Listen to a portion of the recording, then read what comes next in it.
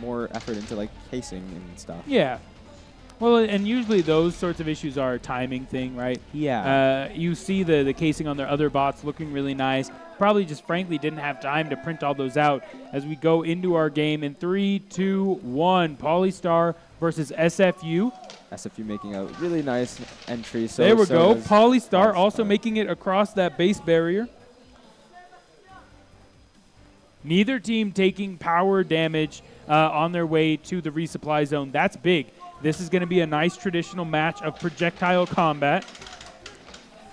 Already, oh my gosh, the Polystar Sentry is taking some damage from the blue standard. Yeah, unfortunately, even with the last-minute additions, Polystar's Sentry not able to spin or scan, so it's vulnerable to attack. Red Standard 3 and 4 will both go down pretty much at the same time. Red Standard 3 taken out by the blue standard. That's going to be a lot of XP. Level 7 coming across for both robots on SFU's side. That's a very fast level up. Yeah, 26 health remaining for the Sentry of Polystar. SFU a minute in, and they are in a commanding lead. Projectile overspeed is very problematic. That's not an issue that will get better with levels because projectile speed no longer is a upgrade. Yeah, it's always maximum.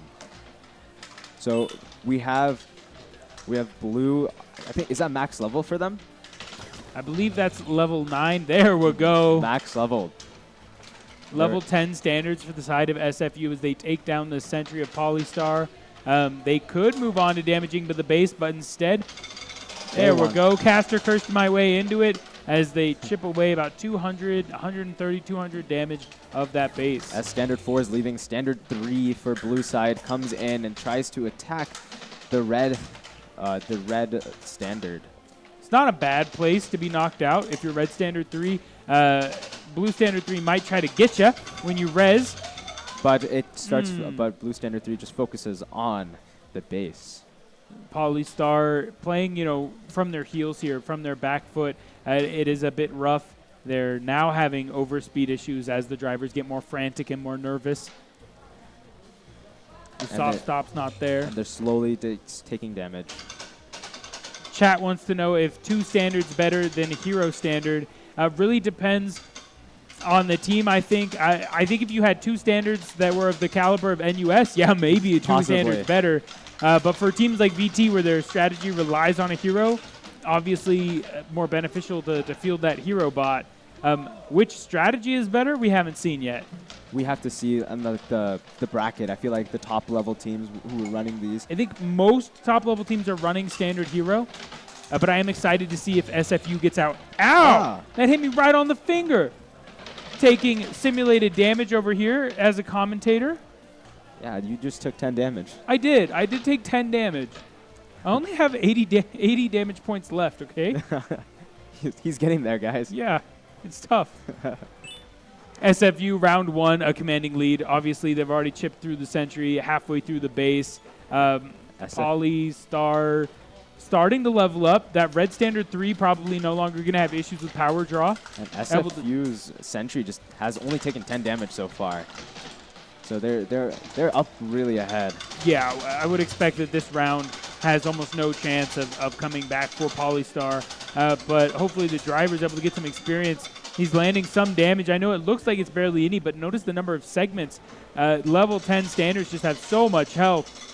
You can hear the projectiles being launched into the SFU base right in that driver cam behind the base, absolutely melting 70, 60. Does he have the projectiles to finish the job? 65, 40. SFU takes the round with a base destruction. Great job.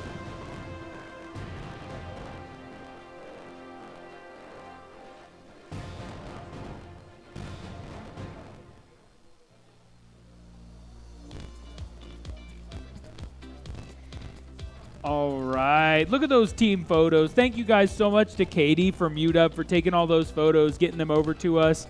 Again, thanks and shout out to our production squad. Switching out, make some quotes. What's your quote, Nikhil? What do you got?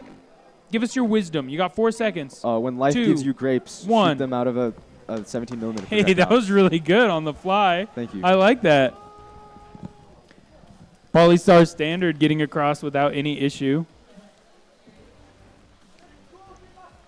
There we Both go. infantries on blue side are wired up, and now they are moving. SFU dribbling projectiles out of blue standard 3. That's indicative of flywheels not being on. Blue standard 4 not having an issue, though. Blue standard 4, red standard takes a lot of damage, and red. Blue standard 3 now firing projectiles as normal. They're able to take that sentry out, and they move straight onto the base.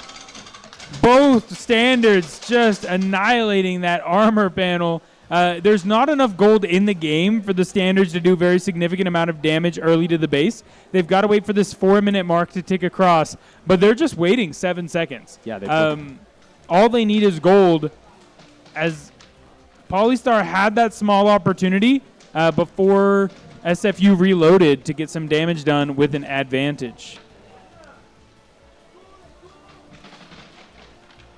So blue side does reload on some of that ammunition, and they seem to be going back to get some damage done on the robots, not even on the base. I think they're SFU may be using this opportunity to practice some robot combat.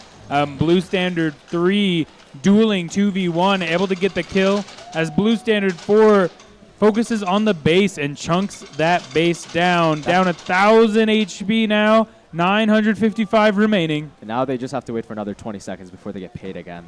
The economy in the game this year is wild. We've seen teams like SFU, like UW, that have these standards that fire a lot of projectiles, actually run out of gold and projectiles a few times. Yeah. It's a well-tuned game. You'll notice they're never waiting like 30 seconds. It's usually 5 or 8 seconds left before there's another infusion of gold to the game. All right, they were able to now reload again, and now they're going back.